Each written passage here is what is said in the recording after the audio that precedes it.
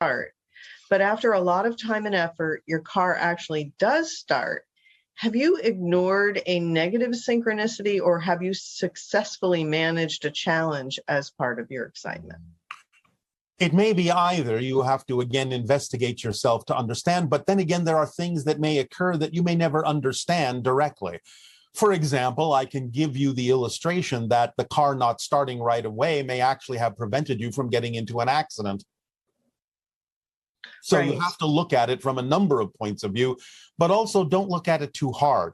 Just go with the flow of the way it happens, remaining in a positive state, and you will then get the benefit from it. You will not always know why synchronicity manifests in the way that it does, but you can always take the time to check within yourself to make sure it's not the product of resistance within you to your natural self or to something that you attempt to do. But if you're clear that it's not, then just go with the flow of the way synchronicity presents you the opportunity to move forward. Why do we need to experience negativity and suffering? Why did we choose to incarnate in a world where there's so much suffering? Why not just stay in heaven? You can choose to do that, but obviously you want to discover something new and you want to be of assistance in helping people learn to transform the idea of the negativity and suffering and pain into something that is more representative of joy and harmony and ecstasy. So the idea is that you chose to be of service. You chose to learn these ideas so that you could help others. So put that learning into action.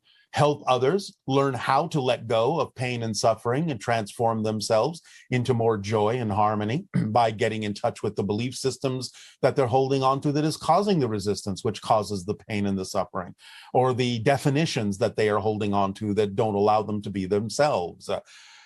The idea of remaining in heaven is all well and good in spirit, as you say, but there are only certain things that can be experienced in the physical reality experience.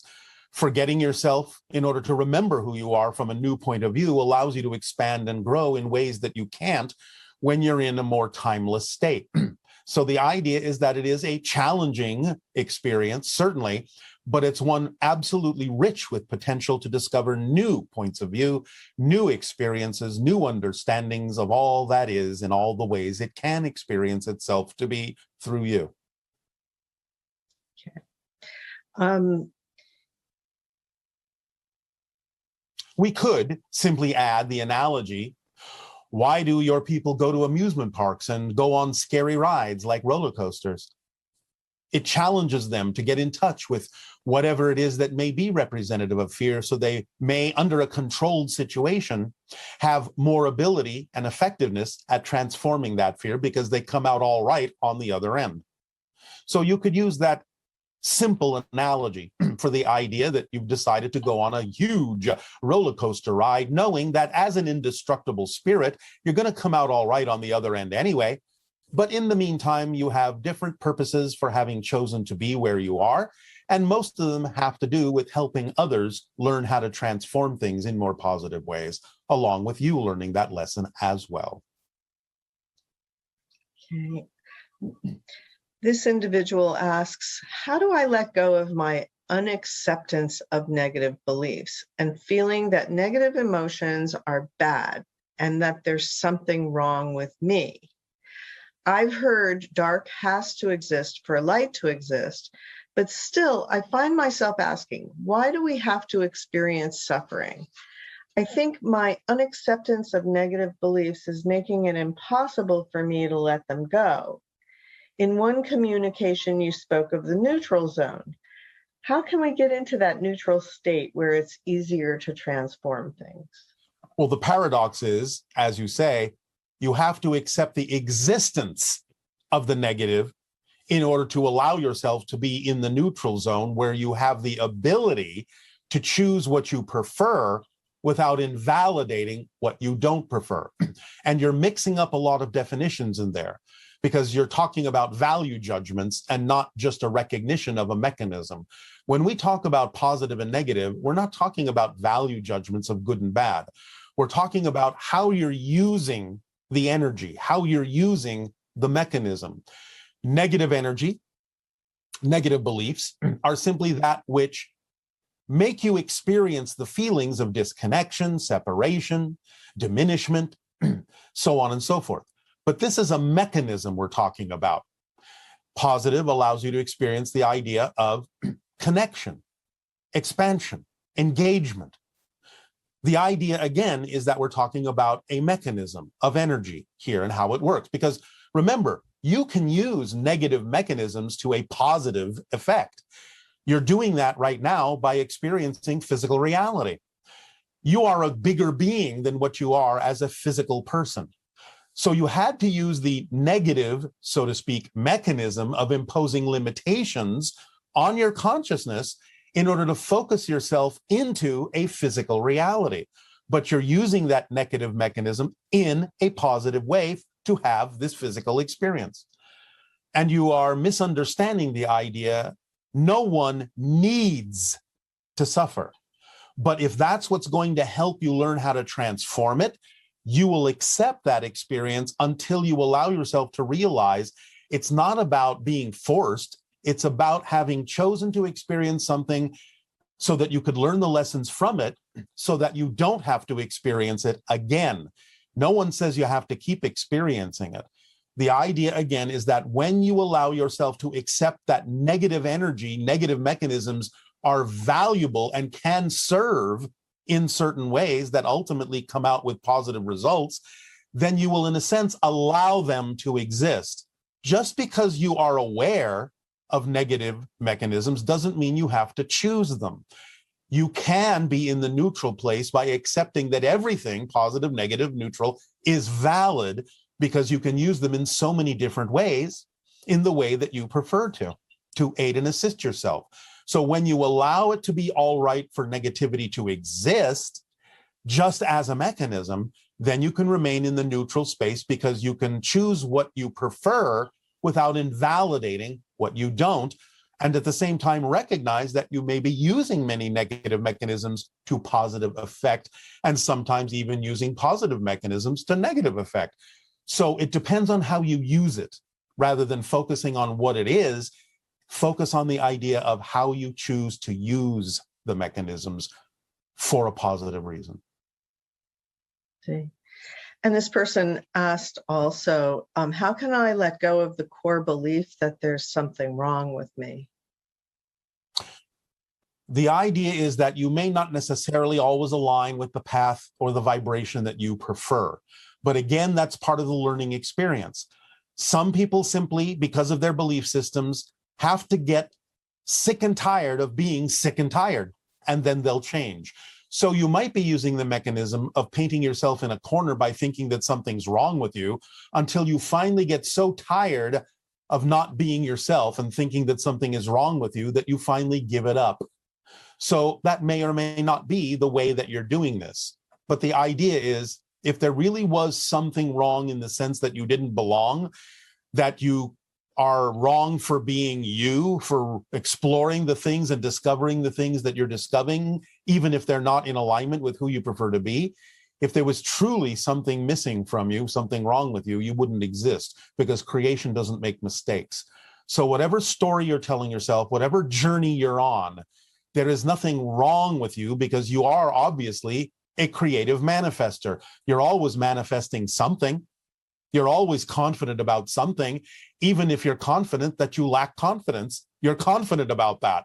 So never assume that you lack confidence, that you lack trust, that you're out of control, because even when you feel out of control or when you feel that something is wrong, you're using your rightness and your control to create that experience for your own purposes, for your own reasons. You may not be aware of those belief systems that create those reasons, but that's why we encourage everyone to get in touch with what they are, because you're using your power to make it seem as if something is wrong with you. And if you don't prefer that, you can just as easily stop and realize that there is nothing wrong with you. You're just exploring different experiences of negativity and positivity in your own way. There's nothing wrong with that. And again, remember, ultimately, you're an indestructible spirit. This is a temporary situation. You'll get over it one way or another. Why is it that staying in a higher vibration at times is a struggle? Also, are there some ETs helping us in cleansing the negative energy that has kept us from evolving? We are helping by adding our energy to the vortexes of your planet and in a variety of other ways to make it a little easier for you to lock into the vibrations that are true for you individually and collectively. But again, the only reason why things may seem difficult to change or that they are a struggle is, again, your definitions. There is no such thing as an inherently difficult or struggling situation. It's only the way you're looking at it, the way you're defining it, that makes it experienced that way. Look deeply into your definitions and what you're afraid of that would make you hold on to those definitions, because you don't hold on to anything that you believe doesn't serve you. So if you are holding on to definitions that make things experienced to be a struggle or difficult to change, you're holding on to those definitions that make it seem that way because you have a belief that the worst thing possible would happen if you didn't. So you have to reverse that idea within you. You have to know that it's not a fact that the negative belief is telling you something worse will happen if you move forward on your joy. It's just a way it has of, shall we say, persevering, the way of protecting itself, the way of perpetuating itself by telling you things that are not facts, but that scare you into not moving forward. That's just the way it's designed to keep going and make sure you don't let it go, because all beliefs are designed to perpetuate themselves, because if they weren't, you wouldn't have a physical reality experience, because physical reality isn't real. It's a projection of consciousness. It's an illusion. So you have to believe something to be a fact. You have to believe something to be true in that sense in order for you to continue to have a physical reality experience. But you get to decide what you prefer and what you choose to believe in. So never assume that the fear that comes up is necessarily real. It's just the negative belief's way of making sure you don't let it go. You have to see through that trick in order to understand it is just a trick, and that what it's telling you, that something worse might happen if you move forward, is not a fact. It's just a belief, and you can change that. What frequency do we as individuals need to be vibrating at to reach fourth density? And how far is the current Earth collective from reaching that goal? It is advantageous for you to be somewhere around 100,000 cycles per second to maintain the momentum of moving into fourth density. Now, the collectivity of your planet, again, remember, you never change the planet you're on. You shift to a new version of Earth that is already reflective of the higher vibration when you experience a higher vibration around you. It's not the same planet. So to give you the answer of what's going on collectively on this version of Earth, or this version, or this is a dynamically moving answer. But right now, let's freeze a moment and say that on your planet, you will find the average vibration is somewhere between 50,000 and 80,000 cycles per second. But there are many that are way above that, but there is a significant number that are well below that. So again, the average for this particular frozen moment is what we just told you, but it's always dynamically shifting and changing, and you're never changing the world you're on. Remember that. You're navigating through different versions of Earth every single moment, billions of times for us personally. Though you may tap into the Sasani collective vibration, and there may be a counterpart, Sasani being, who would be more than willing to channel through you, but it will not be personally me. I am coming through this channel only. But by allowing yourself to explore different states of being and channeling, in the gamma state in the brain between 40 and 100 cycles per second, you can attract whatever you need information-wise or experience-wise. But one of the best ways to practice the idea of vocal channeling, if that's what you're referring to, is to surround yourself with a few people that are asking questions that they really, really need the answer to, because in a sense, they act like ground, like electricity going to a grounding mechanism. They, by asking those questions and needing to hear the answer, pull the information through you. So you can kind of get out of the way and not have to really pay attention to what's going on. Because if the information is just coming to you, you don't really have to go into a full channeling state. You can be more conscious of what's going on, receive the information, and simply deliver it on your own to people in your own words if you wish to. But to go into a full channeling state, it's always best to have people asking questions to pull the information through you. And also at the same time, you have to absolutely get out of the way in terms of your negative ego structure. You cannot care what you look like, how silly you sound, or whether you get any information for them at all. You have to just trust the way it unfolds and just keep moving forward. Remember, going into the channeling state is also for you as the channel to clear yourself out of all the things that you may need to let go of. So the process is not just for the information for the people asking questions, it's also for you to go through an experience that helps you evolve as well. And I believe this person also asked how to interpret it when one notices slight discrepancies or inconsistencies in a channel where it's a source that they otherwise entirely resonate with. What is the best way to sort through that without being thrown off of your faith or belief in or trust in a set of teachings? All right. Well, first of all, you never have to swallow anything whole. You can decide what works for you and what doesn't in any discipline, including ours. The idea, of course, is that channeling in your reality is not, let's just say, a perfect mechanism. There may be misinterpretations, misunderstandings. There may be a lack of using your language in a way that you would understand it because you have different meanings and interpretations for things. The idea is that sometimes it can simply slip. The idea being that, again, it's not always focused in a perfect way. So there may be what you would call some mistakes here and there that would cause certain discrepancies. At the same time, always look into your own belief systems to make sure you're not coloring the information or misinterpreting the information in a way that you prefer it to be, rather than being open to what is actually being said to you. So you have to really take it on a moment-to-moment basis and just see if something doesn't hit you right. Examine yourself to make sure you're not the one making it go into a different state than you would prefer. At the same time, realize there will always be errors here and there that will creep in from time to time, because no channel is perfect. No channeling medium in that sense, energetically, will always maintain a perfect focus for a variety of reasons. And there are certain things that simply get misinterpreted and or interpreted in different ways than maybe the normal understanding of your world. There may be things that don't make sense now that will make sense later. There are a variety of reasons why things may seem to be a little off kilter from time to time. Thank you. How might experiences of sexuality continue to shift and evolve as our consciousness evolves?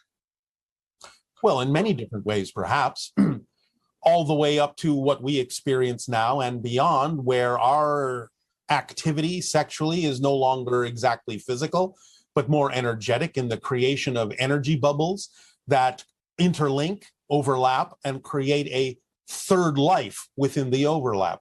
So it's no longer the physical act that it used to be for us, that it still is for you.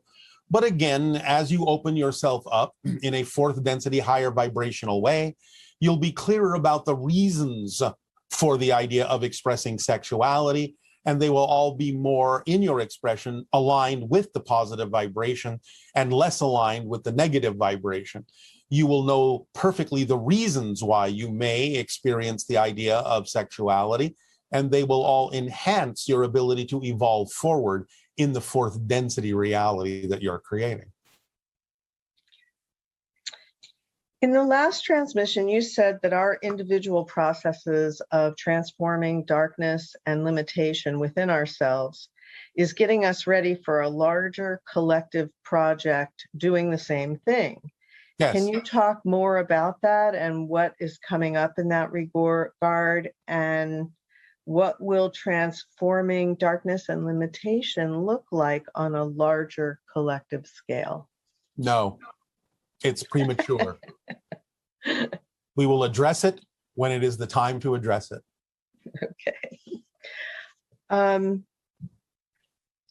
How did you come up with the discovery of shifting from parallel reality to parallel reality at Planck time frequency? each reality being totally distinct from the others. Are there any indications that this is our ordinary real life experience and you were able to figure that out without labs or complicated computations? Yes, as we evolved and as we followed our version, our understanding of what we've shared with you called the formula, you raise your frequency in specific ways. And those specific ways extend your senses in specific ways. And those specific ways allow you to actually start to view the structure of existence and how it's actually functioning on different levels. So we simply suddenly became aware of parallel realities in a very tangible way and started becoming more aware as we evolved in the momentum that we created for ourselves of all of the different specific increments that go into allowing physical reality to work the way it does. So it was really a matter of opening up our senses to the point where it became obvious to see things and the structure of existence in a very particular way. And then things simply became as obvious to us as certain things are obvious to you, such as, again, by analogy, if you're holding a red rose and I ask you what the color is, you would simply say red. That's not a philosophy. It's not an opinion. You simply have the ability to see the red color. So the idea is we are giving you the experiences of our observations of what has become obvious to us by the expansion and increase in our sensory abilities to perceive through the barriers and the frequencies that create other realities. So with the idea that there are many parallel realities and many versions of Earth existing simultaneously, Yes. how then does each version of me relate to each other? Does this mean my soul copies into many souls? Not copies, but each version has its own soul, its own higher mind. Again, remember, you're actually shifting to a completely different reality that has its own beingness. It has its own soul, its own purposes. And therefore, it's not that you're copying the soul, but it is dynamically interacting with every version simultaneously, whether you're aware of it or not. So all of the personalities are dynamically and energetically interacting like some gigantic internet. The idea being then that you're simply shifting focus along that interconnected web to experience the idea that you're changing billions of times a second into different versions of Earth or other parallel realities. Okay, and this person says, I get confused about who is inside of me. I see times when I meld with the ego self, and that leaves me feeling disempowered and fearful. And I see times that I meld with the higher self, which leaves me in a state of empowerment. Who is it? Who is the I doing all this melding? It is your core identity as an individual reflection of all that is. That never changes. You can experience a number of perspectives, but you're always going to experience it as you. So even when you're a spirit, even if you go to the level of the oversoul, even if you go to the level of all that is itself, you experience that as those things from your point of view. You never lose that particular perspective because you're one of the reflections, one of the ways that all that is has of experiencing itself. So the experiences you're having of disempowerment or empowerment is all happening because you are making choices to buy into certain ideas that then create those experiences. But no matter what the experience, it will always be being experienced by your perspective, which is you as a reflection of all that is, a unique one. You mentioned that the Sasani are your version of the Wraith, the 5th level of mastery, and that's from the Willa information. Yes, because we exhibit traits of both physical and spiritual beings. So we are close to the idea that is being expressed in that work that is represented by the stage of the mastery called the Wraith. Similar, not identical, but similar. So, what levels of mastery do the Yael and Shalana or Shayael embody, and are any of them at the Wraith level? Mostly no, because they have to interact with you in a more physical way. So it's not necessarily their purpose to go into those levels until later on in their evolutionary path. They maintain a certain kind of physicality that will be more vibrationally compatible with humans on Earth when certain changes happen, of course, so that they can present the hybrid children to you and help them learn to live among you. So it's not necessary for everyone to go through those different levels of mastery in any way, shape, or form for them to serve the primary purpose that they've chosen to express. What do hybrids and grays eat, and will their food practices be brought to Earth? Are there foods that they can eat that humans can't, and vice versa? And if your craft is a living being, are there foods that it enjoys consuming, and what sorts of things does it like? Well, I'm going to joke with you a little bit and say that it enjoys a light meal. Because really all it's doing is absorbing light, electromagnetic energy in a variety of forms. We no longer eat. We used to, but we've evolved beyond that. However, the grays evolved to a point where they ingested mostly liquids.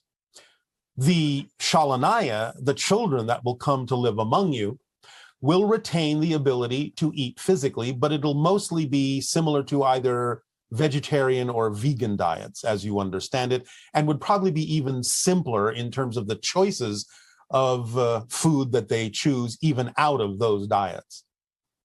What the human gut was designed for. Your human digestive system was initially only fed with things from nature in that way. The idea, of course, is that it can require some meat protein sustenance now and then based on certain changes that have happened within you on the course of your evolution, but primarily your digestive system is designed for the idea of non-meat. So the idea of a vegetarian or a vegan diet is actually in some senses more natural to you. And perhaps now and then with a small amount of meat protein based on the differences that exist individually among you, depending upon where you're at in your evolutionary path. As long as everything is done relatively naturally, you will not necessarily feel the urge to eat certain things anymore. And therefore, you can regulate yourself that way by maintaining, again, a different kind of light diet, even while imbibing in certain substances. So the idea is to pay attention to your biological mechanism, to see what it is that actually allows you to feel, as you say, lean. And the idea is, therefore, to stabilize yourself in the ingestion of those things that ultimately you guide yourself to by raising your vibration, because it will, as a raised vibration, no longer be vibrationally compatible with certain substances. And in that sense, you will wean yourself off of certain things in a naturally evolving way. And once open contact begins in 2023, approximately how long will it take for the Earth to be healed? And will the hybrid children help us bring that to fruition? Yes, they will. Now, again, remember, you're not changing the version of Earth that you're on. So when you say, how long will it take for the Earth to be healed? The versions of Earth that do not wish to be healed will never be healed. You will simply shift yourself to versions of Earth that are already healing or already healed. That's how you experience that change. But the presence of the hybrid children will be reflective of the fact that you've already shifted to a world that is more in the healing vibration. Otherwise, they wouldn't show up on a version of Earth that wasn't. So in a sense, they're helping you by the fact that they exist on the planet, on the version of Earth that you've shifted to, letting you know as a sign that because you can experience them, you've already shifted to the version of Earth in which it's all right for them to exist. It's not that you've changed the version you used to be on. Okay, and one person wanted to know if you could share with us in your ancient language a word that represents, well, they gave several words. One is excitement, one is passion, one is act on your excitement, one is transformation, compassion, and God, or all that is. So take your pick. Well, we've already shared with you the idea of acting on our passion, and that is Shivai. We have also given you the idea of acting out of service, and that is Aveo. The idea of all that is simply O. Oh, Yes, O. okay. Thank you. Yes. Any other ones that you want to share before we move on? Ish. And that means No. no. Yes. Ish No. means You no. asked me if I wish to share any others. I said ish, thereby sharing with you a word at the same time saying no. Okay. That was great. Let's see. What are the different types of Bigfoot species? Is the Native American creature called Wendigo a similar entity to Sasquatch? Wendigo is said to afflict people with insatiable hunger, sometimes even cannibalism. And what does this presence signify, and how does Sasquatch regard Wendigo?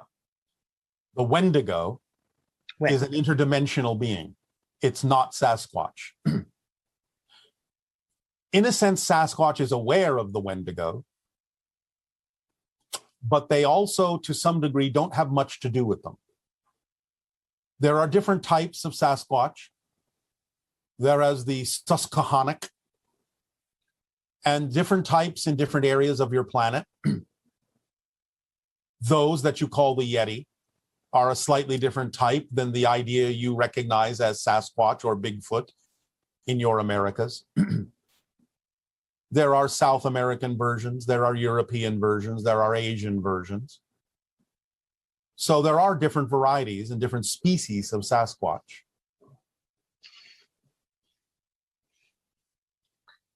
At one time, you said that there were beings on this earth, or what a being on this earth that is over 1,000 years old. Is this being a human or a different species? And if he or she is a different species, can you elaborate on that? First, we were referring at that time to those you might refer to as medicine men, medicine women, shamans, and the like. There are a few that are extremely ancient that most people on your planet have no awareness of whatsoever. There are also a few beings on your planet that are not human, that are well over 1,000 years old. We will not discuss them at this time. Okay.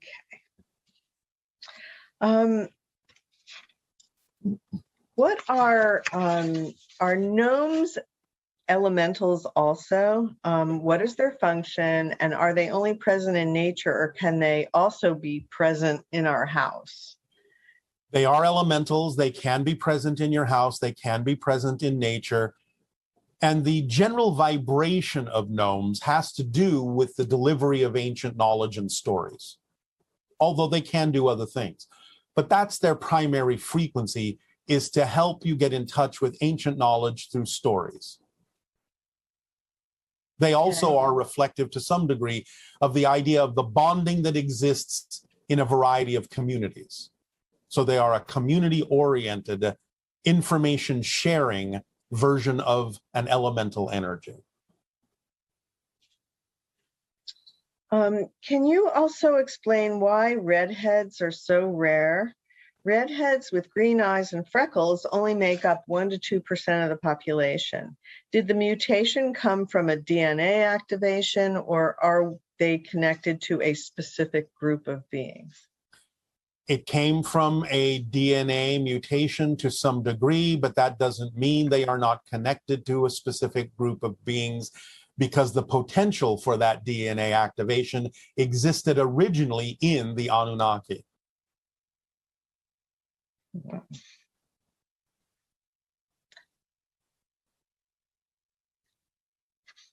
Oh, sorry. See if I have any more questions that I can ask you here. Why are some souls born with a signature vibration that seems offensive to the rest of the people on Earth? No one is born with a signature vibration that is offensive, but it can seem off-putting based on what they're here to do. If you have a being whose vibration is extremely transparent and raw, it may rub a lot of people the wrong way who, in their belief systems and fear-based ideas, are not willing to look at the pure core of their own vibrations, and they may resent having it, so to speak, rubbed in their faces. So these beings who may come through with a very powerful, pure core vibration may be the beacons for many to use as a marker for when they are clear within themselves, because then they will be able to align with such beings and will not find them threatening or offensive or off-putting. So they can be used as pure markers of the true core frequency that all of you contain. There are exceptions to this, however. It may be that some come through not exhibiting the idea of a core vibration that is representative of their pure core, but an altered form that is designed specifically to ruffle feathers. These are the ones that may help others get in touch with their fear-based beliefs by acting as tricksters and clowns, so to speak, to put them in touch in unusual ways with things they may not have considered and may not enjoy going through, but nevertheless, that's their purpose, is to come through deliberately to upset the apple cart so that people will then put it back together in a new form. How can we differentiate between not remembering something like ET contact in childhood and not having experienced it at all, at least in a human life? While there are, again, some exceptions, if you have any interest in asking that question at all, you've probably had contact. And the fact that you're asking an extraterrestrial for an answer to that question is probably a good sign that you've had contact. So look around at the things you're interested in. Look around at the things you make connections to. While it's not always a representation of extraterrestrial contact, it can be a representation simply of the expansion of consciousness and more awareness that there are extraterrestrials without having had direct contact. But generally speaking, our vibration will attract those that have had some form of interaction, generally speaking, probably about 99% of the time. Okay. And the abduction movie Communion showed a second race of beings working with the Greys that look like little blue trolls. They're the doctors. They're called the doctors. They monitor, they regulate, they keep things moving, they organize, they help. And if they are the trolls, does that make the Greys the elves? You can use that analogy if you wish in a very light way, but they're not trolls. They're a different species that is helpers to the entire hybridization agenda, but in a very specific way, as we have already described. Okay. And then I guess this would be the last one.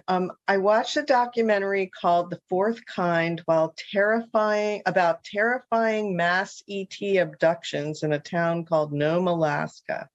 Can you tell us who abducted these people and why did they cause so much suffering? I feel this is important to understand to help eliminate fear. All right. Well, first of all, they were simply versions of Greys. And the fear, again, is simply because people didn't understand what was happening.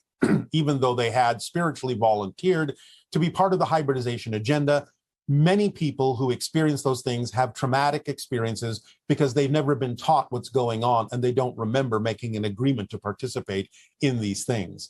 So the more you are willing to take responsibility for your part in the experience, the more you can ask for the experience to happen on your own terms in a way that you feel in control. Because when these things happen and you're not prepared for it, you're not taught that these things are going on your planet, then you don't necessarily react in a way that is outside of the survival mode. It kicks in and you feel like you are dying, you're out of control.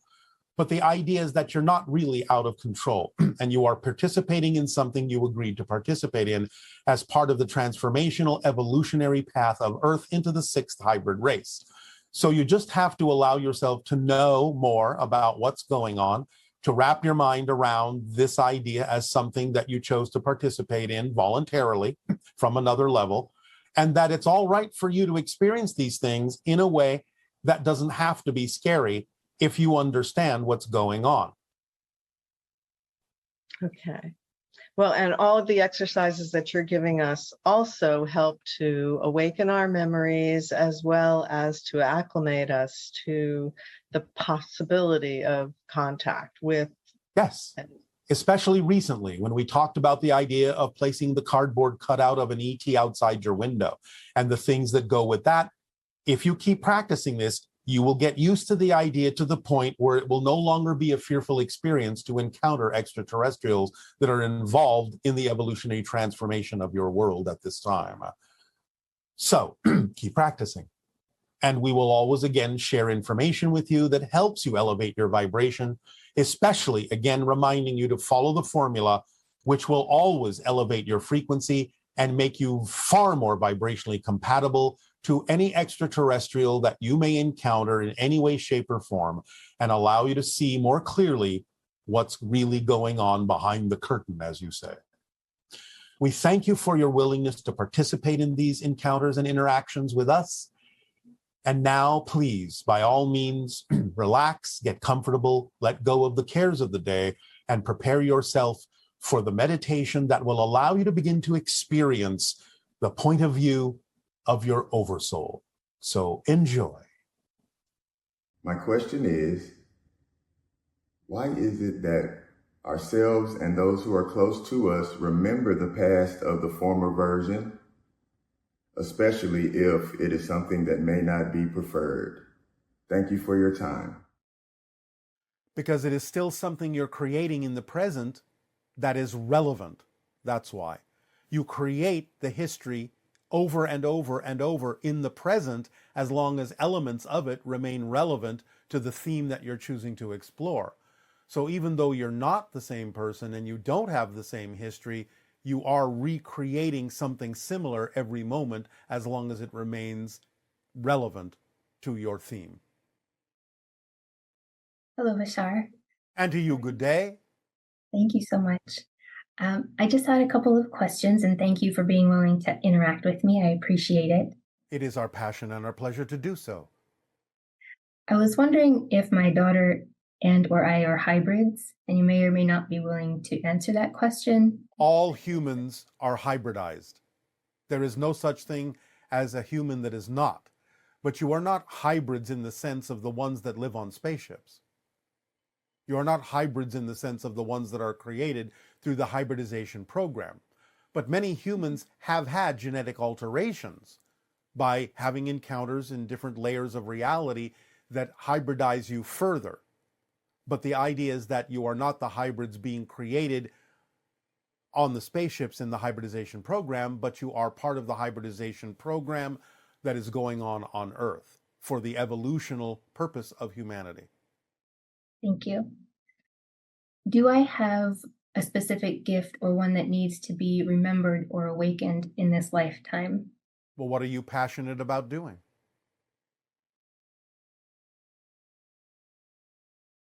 I don't know. This seems to be a very... All right.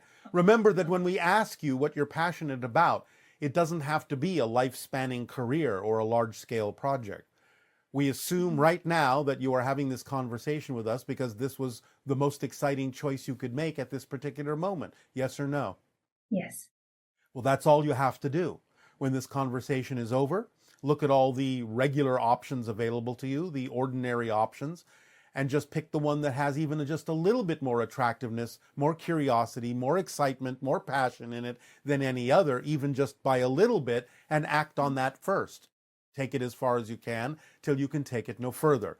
When the excitement naturally wanes and you make sure you're not the one dampening the excitement, then you look for the next thing that contains more excitement than anything else and act on it next. And you just keep doing that. Then it will usually snowball into bigger and bigger opportunities to act on your excitement. And then you will be following the formula and being of service to humanity in that way. Does that make sense? Do you understand? Yes. Thank you. So it's not a big mystery. It's not difficult to do. Just do it a step at a time. Keep it simple. And it will build and bring you, through synchronicity, more opportunities to act on your excitement, possibly in bigger and bigger ways. Yes? Yes, sir. Thank you. That's how it works. So does that remove the mystery? Does that remove any confusion? Yes. All right. Is that something that you believe you can do? Yes, sir. Oh, sir. So formal. Sorry, it's a habit. All right, ma'am. In this lifetime or in my dreams, I've interacted with several different types of beings, and I'm wondering why there are so many different forms. I feel like some people have just one that they focus in on, be they past souls or something like that. Am I meant to interact with a particular type, or am I just... You all have many different guides and many different connections. Sometimes one will be predominant, but at other times others will take turns based on the reason why they're connecting to you, the reason why they're helping you, whatever your connection may be with them, and of course based on their skill set as well, because different guides have different skills, different reasons for assisting you. So it just depends on what's going on at any given moment in your life as to who you may attract to be of assistance to you, be it an extraterrestrial being, an extra-dimensional being, a spirit guide, a member of your soul family, a parallel reality version of yourself that is aware of how to connect with you in this way. It can shift and change dynamically all the time. Some people will maintain a connection to maybe one specific version of a guide, but that doesn't mean it's always the case. Thank you. And one of those was, maybe it sounds odd, maybe it doesn't, was a mechanical spider. It sounds very strange, but it was above my face while I was sleeping, and I awoke feeling it right above my face at two different points in my life. And it was one entity being thing that actually created a lot of fear in me because I was not expecting it to be there, and I didn't know if it felt real in the moment. But I realized you said that when we're sleeping, we're awake, and we're awake, we're sleeping, essentially. So I'm just wondering if you know the purpose of why it presented itself to me. Well, it is a projection of consciousness that took the form that you say gave you an opportunity to experience fear within you. So it allowed you to practice transforming that fear. Got it. It gave you an opportunity to do so. Because I find that now I don't have fear when I come across any of the different entities when I'm sleeping or astral projecting or whatever it is. All right, well, there you go. Curiosity. Yes, well, it gave you an opportunity through a representation of what you would have a fear reaction for to exercise your ability to transform that fear and let it go. Okay, well, that's simple enough. And those are all the questions that I had. All right, well, we thank you for the co-creation of this interaction this day of your time. Our unconditional love to you. Aveo. Thank you. Aveo.